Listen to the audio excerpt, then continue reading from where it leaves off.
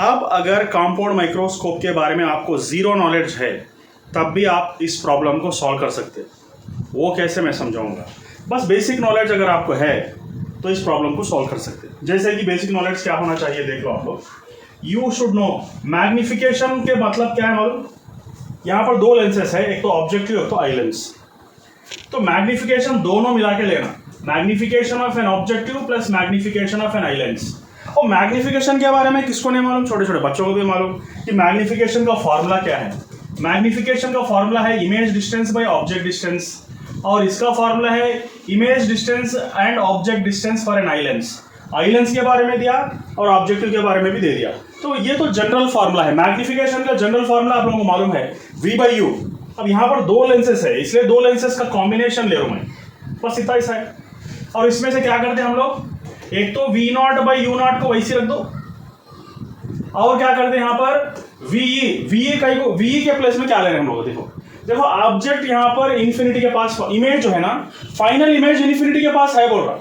मतलब जो भी ऑब्जेक्ट हम ले रहे हैं सबसे पहले इसका इमेज कहाँ पर फॉर्म होता, यहाँ पर फॉर्म होता, ठीक है। और इसका इमेज यानी कि फर्स्ट ये ऑब्जेक्ट है, इसका पहला इमेज यहाँ पर फॉर्म होता। अब ये इमेज जो है ना इस लेंस के लिए ऑब्जेक्ट, इस लेंस के लिए ऑब्जेक्ट बनता, तो इसका फाइनल इमेज कहाँ पर फॉर्म होता, कहीं दूर एट इंफिनिटी के पास फॉर्म होता, ठीक है। इंफिनिटी के पास फॉर्म होता मतलब वी जो है ना image distance of an eye lens will become infinity. अगर इंफिनिटी ले लेंगे तो आंसर नहीं आता। तो क्या करना है यहाँ पर, इंस्टेड ऑफ वी हम क्या करते हैं, डी लेते, मतलब least distance of distant division लेते।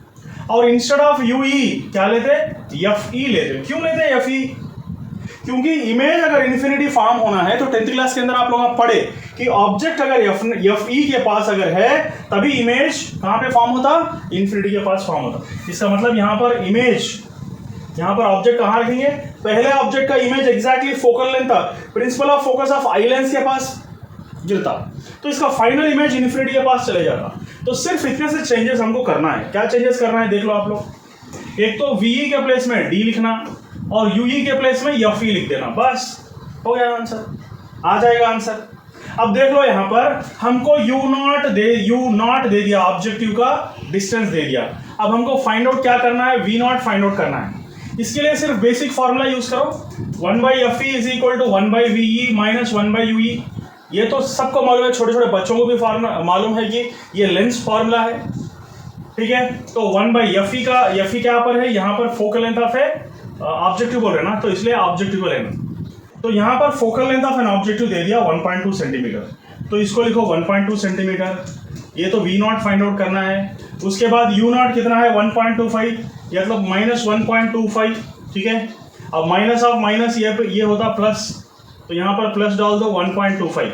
तो इसमें से वी नॉट कैलकुलेट करो, तो वी नॉट कितना होता मालूम आप लोगों को, 30 होता, 30 सेंटीमीटर आता। तो ये हो गया वी नॉट वैल्यू। हमको मैग्निफिकेशन द फार पॉइंट पूछा, मैग्निफिकेशन द फार पॉइंट का फॉर्मूला क्या है, यही तो फॉर्मूला है फार पॉइंट का फॉर्मूला। अब इसके अंदर वैल्यूज को सब्स्टिट्यूट कर दो, आपको आंसर आसानी से आ जाता। अब तक बेसिक नॉलेज नहीं है, सिर्फ 10th क्लास के नॉलेज से भी ये कर सकते थे।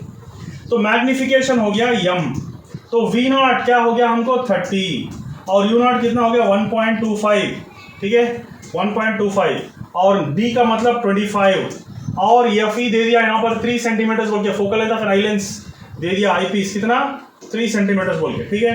अब इसको सॉल्व आएगा 200, ओके। तो मैग्निफिकेशन हो गया 200, बस इतना सा आंसर है, आसानी से सॉल्व कर सकते हैं।